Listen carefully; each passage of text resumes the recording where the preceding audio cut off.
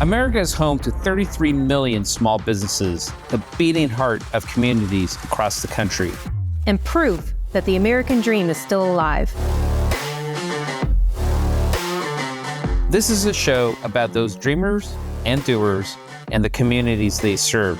Their real life stories. Their struggles and successes. Their grit, determination, and passion. And the people who fight to keep their American dream alive. I'm Alfredo Ortiz. I'm Elaine Parker. And it's time for another episode of Main Street Matters, America's small business megaphone. Hi, and welcome to another episode of Main Street Matters, America's small business megaphone. I'm Elaine Parker, the president of the Job Creators Network Foundation, and I am flying solo today.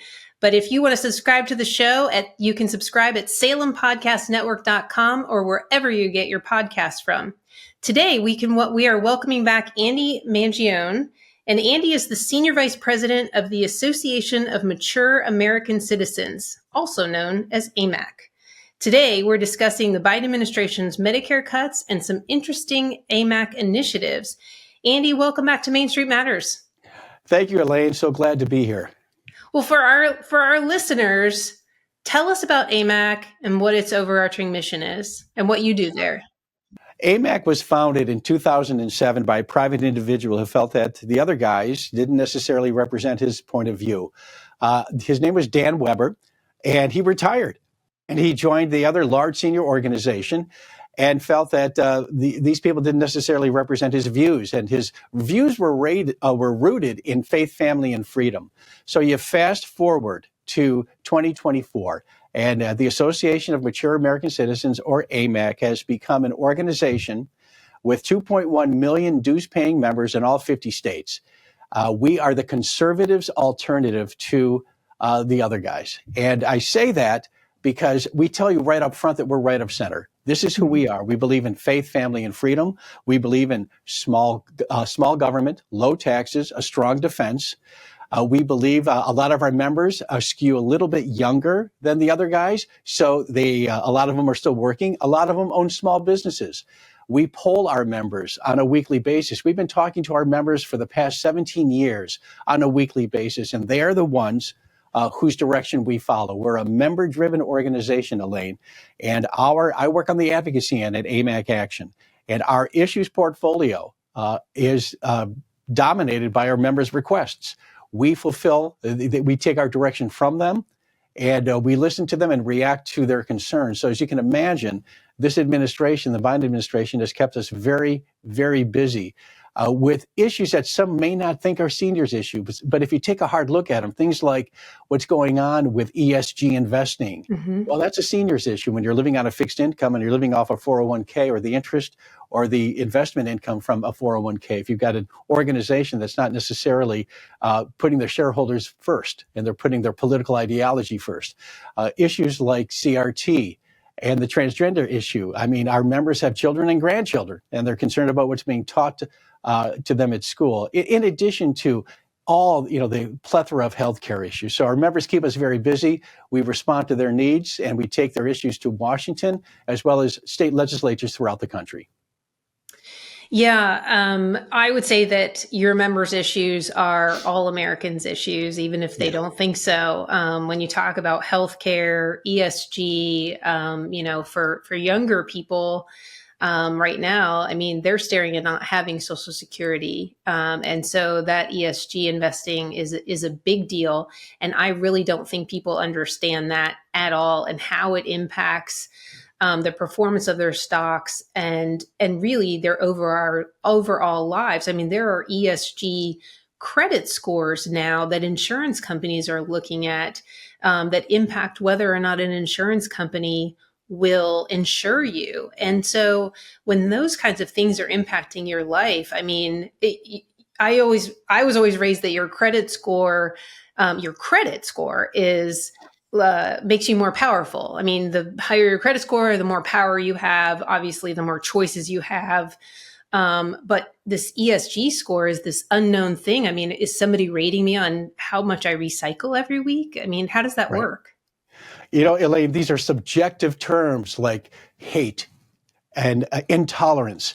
And it empowers people in private sector organizations to cut off services. We just did an initiative with the Alliance Defending Freedom and with the Free Enterprise Project to call out JP Morgan Chase for their debanking of conservatives.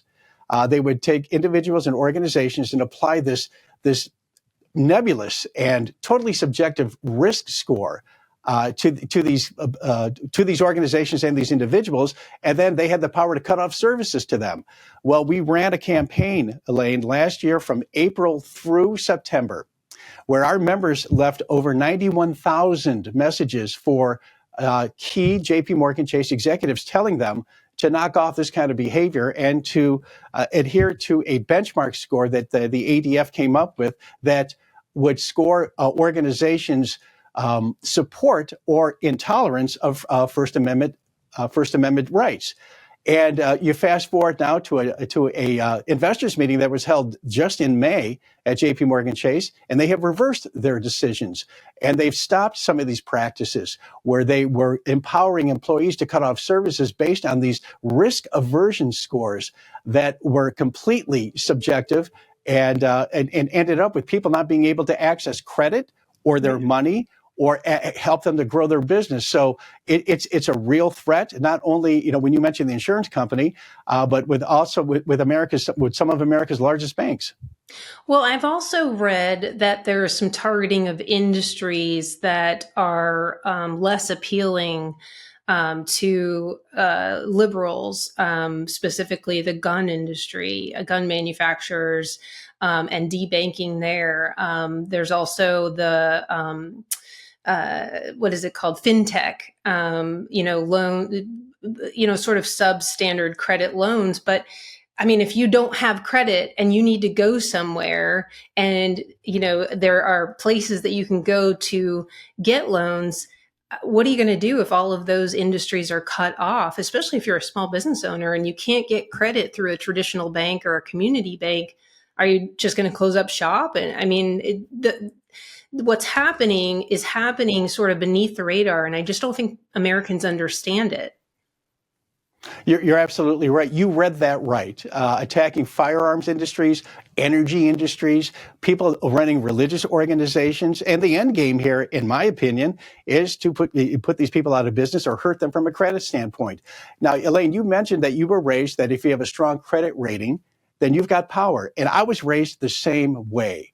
And your credit rating was based on, do you pay your bills? Right. Do you pay off your credit card? Do you pay your bills on time? Are you a worthy credit risk from a financial perspective?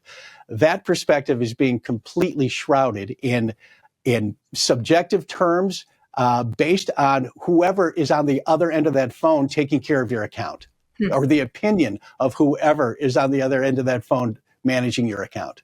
Yeah, and I know I've seen commercials from, is it BlackRock, that is kind of the leader of this ESG movement.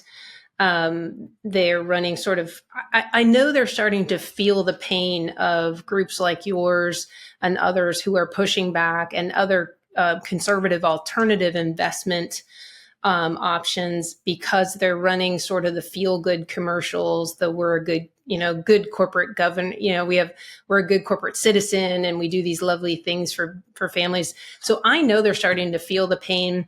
So when you've got 91,000 members calling not Capitol Hill, but banks, I would have loved to have been in the customer service department that day. Well, the thing is first of all, our members deserve all the credit. We give our credit to the members. We're very fortunate to have such an engaged membership at AMAC. But this is corporate advocacy done by citizen advocates. Right. We drizzled this campaign out to the CEO of JP Morgan Chase, the CFO, general counsel, investor relations, corporate communications, the co-CEOs of community and consumer banking, among other people. And they went out. We staggered the campaign. That's where these emails were sent to, urging these people to, and they were hearing from their customers. Right. So, I think everyday Americans must realize that they've got the power. Look what happened with Target last June. Look what happened with Bud Light. People vote with their wallets, and they have the consumer has much more power than they think they do. Yes, we have definitely seen some powerful messaging sent to some of these corporations. And I know Disney was sort of the poster child for that in Florida when Governor DeSantis passed the parental rights law, which was a reasonable law. If you did read it and you didn't read the news that, sort of renamed it Don't Say Gay, it was reasonable. It wasn't... It was just protecting young children. I mean, kindergarten through third grade should not be exposed or sexualized in any way or exposed to that. But Disney really stepped out and stepped into it. And I don't think they have fully recovered. I think they have really tainted themselves in a brush that is, I don't know how they're ever going to shake that from some people, and what we said, because Job Creators Network, we do believe in corporations and CEOs and particularly small business owners, since that's our constituency, speaking out on policies that are going to impact their competitiveness, their ability to operate, and what will impact jobs and their employees. I fully believe they should speak out on issues like that. But when it comes to these social, cultural, lightning rod issues, for them to take a position on it, you immediately alienate 50% of your customers. At least, Elaine. And we took part in a campaign with Disney, too. We've done 2 forays into corporate advocacy. The first one was with Disney when they first came out and when they started butting heads with Governor DeSantis. And our members, again, we reached out to the C-suites. Our members left thousands of messages and then followed those emails up with thousands of phone calls to Disney. 2 weeks after we ran our campaign, they fired their director of, I think it was community relations, a community relations director was fired 2 weeks after we ran our campaign. So our members are not, they're not unaccustomed to reaching out not only to politicians, but to consumers as well. But I think the JP Morgan Chase campaign and the response to that, I think AMAC members, and I think they could be representative of conservative Americans, they don't want any woke ideology anywhere near a boardroom. And you're right, it's completely inappropriate. And when you talk about alienating, it's like rock stars. There's some rock stars that I grew up with that I would pay money to go see. Well, these people, they hate me. They hate what I believe in. They hate that I've got faith. They don't like the fact that I, hard work, and they don't like the fact that I'm a father and I have 2 sons. And it's like I won't ever give them my money again to see them. I find it hard to listen to their stuff unrecorded. On recordings these days. I don't really think they think this through completely. Either that or in the boardroom, they think that everybody in America agrees with them. Yeah, I think they're in a bubble and they just can't imagine that everyone isn't thinking the way they do. I don't think I can ever see another Robert De Niro movie. I am a huge fan of the Godfather series. I'm a huge fan. I love that genre. I just do. And De Niro's always been one of my favorite actors, but I actually felt sorry for him when I watched his comments in front of the courthouse earlier this week. And then to see him lash out, he looked befuddled. It was not a good look for him. And you've read all everybody's opinion on how bad this was for the Biden campaign, but you're absolutely right. It's going to be hard to watch something on, on free TV with De Niro in it, knowing that this is how he thinks about not only Trump, because what he's saying, he's also telegraphing what he thinks of Trump supporters. The same thing that Governor Hochul did after the South Bronx rally that Trump held there when she called his supporters clowns. She's calling anybody that supports Trump a clown. And De Niro, his hatred extends not only to Trump, but through to his supporters. And that was very evident with his comments. Yeah, I think Robert De Niro is the new Jane Fonda of our time. My dad was a Marine and volunteered for 2 terms in Vietnam. And for as long as I can remember, we did not watch anything with Jane Fonda in it. Well, if you recall, a very good friend of mine did 2 tours in Vietnam. And you ask any Vietnam vet, and thank your father for his service and his commitment as a Marine. My friend was in the Air Force, and he did 2 tours in Vietnam. And when you bring up Jane Fonda, you recall when I believe she was speaking somewhere. It might have been during the Reagan presidency, and they turned their back. The Vietnam veterans showed up and turned their back on her. She is still persona non grata when it comes to Vietnam veterans. But I agree with you. I think De Niro might be a little bit older. Either that or they're in the same age group. They should join AMAC and become enlightened. Maybe we could reach out to them and turn them away from their toxic ideology. But maybe that's a discussion for another time. Absolutely. You're always looking for new members, right? Well, we're looking to change hearts and minds here too. It's join us. We'll give you the unfiltered news. We get to appear on wonderful podcasts like this. To have frank conversations. We don't wilt at AMAC Action. We're the advocacy arm of AMAC. We're not afraid. We're going to passionately follow our members' direction and represent their interests. That's what we do. I love that. And we've all always known that people who are retired or a little older tend to be more engaged. They obviously are more educated in just life in general. So they understand how Washington impacts their lives. They understand, they just have more life experience. And so their view is they know how powerful their voice is. So I love that you can leverage that and motivate that passion from those folks, because there's not a lot of other age groups that you can kind of corral and engage with. I mean, we work with small business owners across the country, which I'm sure you have members in AMAC who are small business owners too, but they're busy. And so for every one small business owner that we have who's engaged and has the time to give us and lend us their voice, I suspect they're one voice for 10,000, because there's 33 million of them in the country. And so for every one that can take the time, because they're just so busy, they're the chief cook and bottle washers. Elaine, I think people underestimate the age 50 plus demographic. These are not stupid people. These are people that have worked their lives. They have saved money. They have bought homes. They've raised their children. They've educated their children. They're not stupid people. We have done, from an AMAC Action perspective, I think we've done a good job, if I can break my arm patting myself on the back here, of educating, just breaking down the issues for them. And then they decide whether or not they want to engage. And more times than not, they engage. And we've been running these campaigns for the last going on 5 years now. So our members are accustomed to being solicited. We're not asking them, we're just asking them to get involved.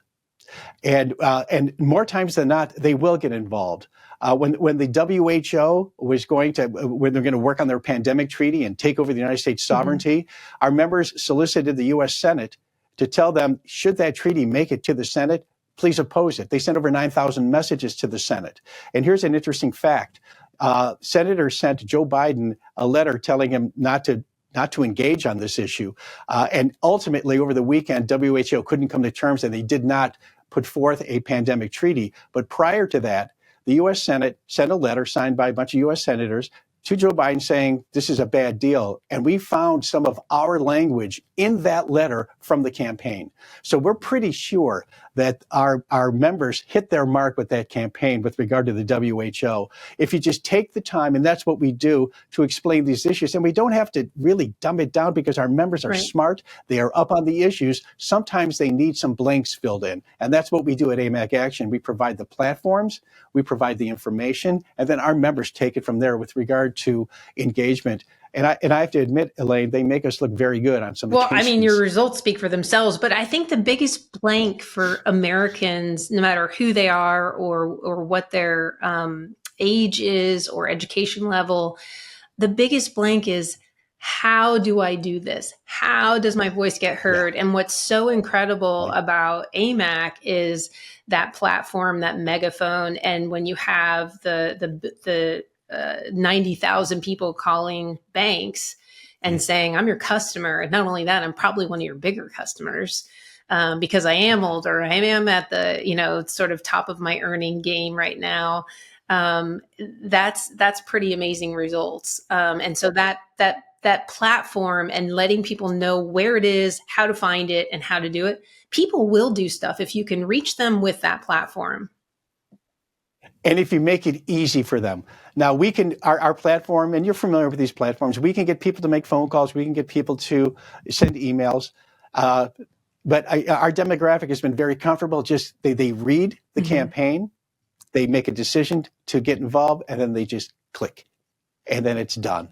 You can make it as easy as possible for them after you've educated them or informed them, I should say, on the issue and filled in the blanks, because they may have surface level knowledge on some issues, not all of them, but if you fill in those blanks, more than likely, more than not, they will engage, and for that we're so grateful. We just have to temper our activity to make sure that we don't get diminished returns, because as I mentioned earlier, this administration has been it's been like a bountiful harvest of stuff to advocate on, but we do have to pick and choose what we engage in, and then run it through the filter of our mission and how it affects our members. Yeah, it is a little bit like whack-a-mole with this administration.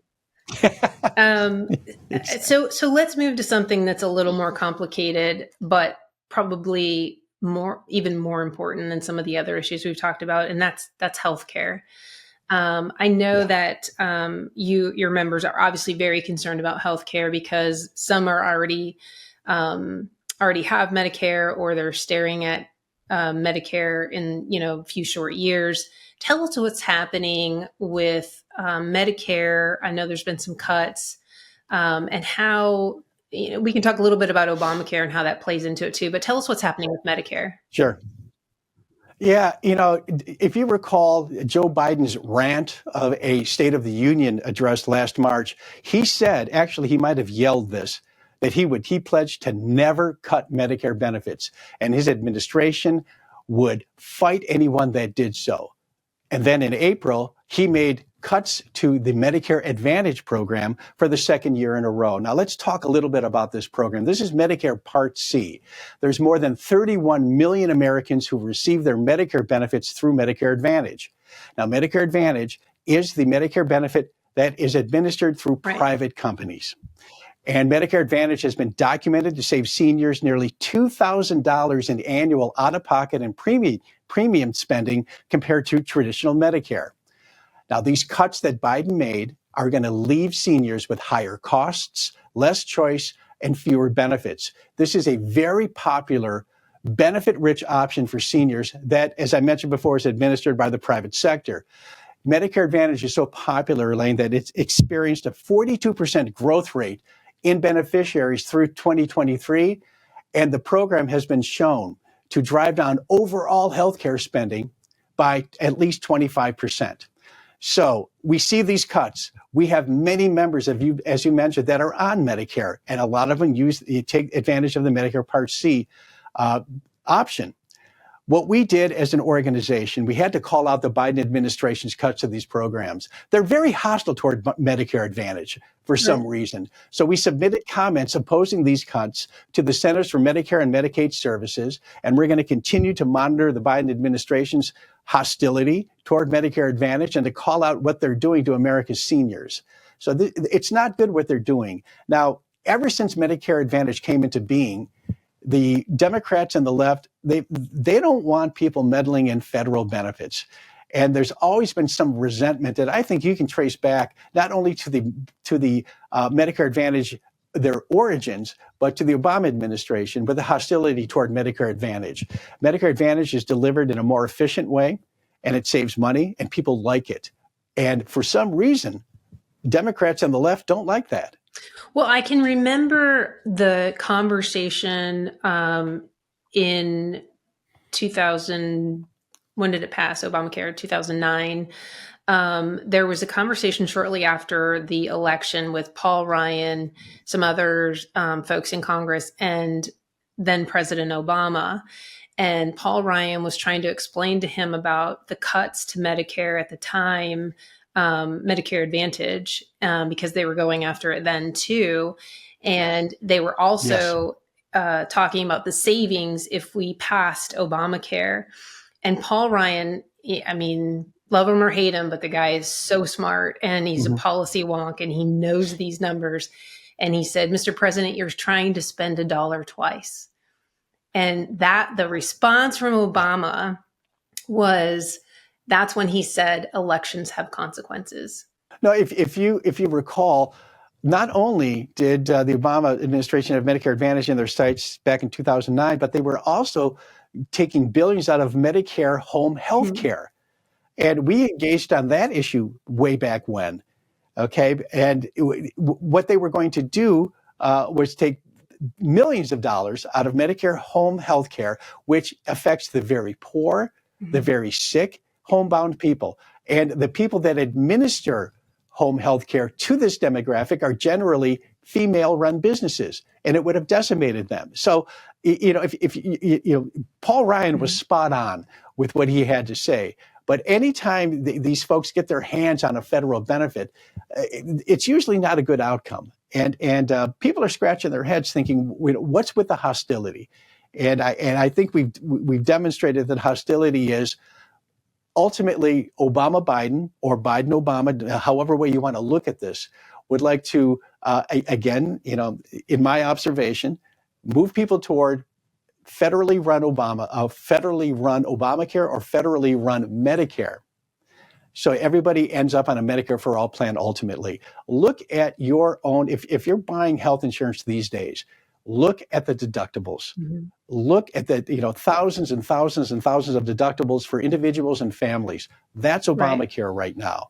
And I want someone to show me the savings. Right, exactly. So that's what I was going to ask you. The broader implication, the broader goal has always been the same. Yeah. And that is to move us all into one bucket. So that's the idea of, when you're younger and you're working, you're getting employer provided insurance through a private health insurance company. And then when you get older and you retire, you move into the Medicare, where you've got, sort of the government and helping, and you get into the Medicare Advantage. And that's kind of been what we know. The goal is to move us all into Medicare for all, so that we're all in a government run system and there is no private healthcare insurance. And exactly. I mean, that's the ultimate goal here. That's the end run here. And it explains a lot of the hostility that the Biden administration has been projecting toward the Medicare Advantage program. The numbers that I was talking about, Elaine, those are all sourced. I wrote about this. I did the sourcing. We use those numbers in our statement to CMS, and I sourced all of them. All right, so I'm not just pulling these numbers out of thin air. Medicare Advantage has always provided a very rich benefit. That's why it's such an attractive option for people. And our, when you talk to our members, AMAC members in particular, they don't want to be told what to do. They want to be presented with options, and then they will make the decision when it comes to their health care. That is empowering people to become, maybe take up more healthy lifestyle activities, but it empowers people to take charge of their health care. That's one of the benefits of Medicare Advantage, having that option, or if you don't like it, or if you don't want it, maybe you want a traditional Medicare with a Med Sup, but give people options, inform them, let them make their decision, because chances are when they're empowered, they'll have better health outcomes. Yeah, I agree. The choice and the competition, it's all those crazy free market principles that, make things better and more efficient and less expensive. What is the solution, Andy? How do we stop these cuts to Medicare? The overarching goal we know, but how do we stop? Because it's starting there. That's what they're trying to do, is do away with that. Right. Well, and I hate to be trite, Elaine. What we can do as a seniors organization is shine light on these cuts, call them out, show what the consequences will be, watch what the administration is going to do, advocate with our allies in Congress to stop this, to pass legislation. Ultimately, you said it, Obama, elections have consequences. We need a new occupant in the White House to stop this nonsense. We need a new occupant in the White House and perhaps a new look in Congress to shore up Medicare and to stop these threats to it, to inject more free market principles into healthcare. People will benefit from competition. That's an age-old adage. It's like, the age-old adage of, what's the first rule of business is to maximize shareholder wealth. And you're not getting that with ESG investing. But when you're looking at healthcare, what we can do, we can scream and yell and point out what we're doing. We made our comments public. We offered a solution or an alternative. We believe that traditional Medicare docs should treat like MA docs do in a proactive way. Medicare Advantage focuses on wellness. Traditional Medicare focuses on illness. You want to be proactive here. We mentioned that in our comments. So we can talk about it on programs like this. We can advocate to our friends in Washington that about these cuts and urge them to pass legislation to stop it. But when you got a guy sitting in the White House receiving bad advice, issuing executive order after executive order, we kind of have to grin and bear this until we can make substantive change. And hopefully that happens. Absolutely. Soon. Absolutely. And so not all of our listeners are 50 plus. So if you could leave all of our listeners, regardless of their age, with one message about healthcare, what would it be? I would urge them to stay engaged. I would urge them to educate themselves about the state of healthcare. I would urge them to be more proactive, to read their statements that they receive from insurance companies, to find out where their money is going, where their premium dollars are going, and to keep healthcare top of mind, not as a single issue, as a reason to vote, but as a top 5 issue with regard to a specific candidate's stance on healthcare, and kind of use that as part of their roadmap when they make their decision on which lever to pull in November. That's a good message. Well, tell everyone where they can go if they are interested in learning a little bit more or joining AMAC. They can go to amac.us, www.amac.us. And I will tell people, you don't have to be 50 to join AMAC. Anyone can join AMAC. We'd love it. We're a large conservative organization, and we do represent our members in Washington, but anyone can join. And it only costs $16 for a 1 year, and it covers a household. You can go to amac.us, or you can call 888-262-2006 and speak with one of our member services representatives and talk and get a bit of a deeper dive on who we are, what we believe in, what we advocate for. We have a robust menu of benefits that we're constantly building out. You can buy all the insurance products through AMAC. You can receive your roadside assistance, travel discounts. We're constantly rolling out new member benefits that comes with that $16 a year membership fee. We put out the AMAC magazine every other month, which is a wonderful resource for news and information, as well as the AMAC app, which we have received such wonderful comments on the content that we're putting out online and through the magazine. So you really get a lot for $16. Not $16 a month, $16 a year. Correct. Well, that is correct. And it covers a household. That is fantastic. Well, Andy, yeah, talk about, with inflation these days, to find out something is so inexpensive and you get so much. That's great. Well, and Elaine, I'd be remiss if I didn't mention, you also get full-throated conservative advocacy in Washington, access to our call to action platforms that allow your voice to be heard on the state and federal level, and active lobbying in Washington, D.C. on your behalf and in state legislatures throughout the country. Yes, definitely. Well, Andy, I can't thank you enough for what your members do, for what you're doing and what your members do, because whether people who are not members realize it or not, they are benefiting from those 91,000 people who make phone calls to banks and the thousands and thousands of people who send letters and make phone calls to Congress and have their voices heard. And so, you're a great American. Thank you so much for everything you're doing. Thank you, Elaine. You're very kind. It's my pleasure. Thanks for having me. Well, thank you so much for taking the time to join us on Main Street Matters today, Andy, America's small business megaphone. And thank you all for taking the time to listen. Main Street Matters is part of the Salem Podcast Network. New episodes debut every Wednesday and Friday. Please subscribe to the show at salempodcastnetwork.com or wherever you get your podcasts. And we will be back soon with another episode.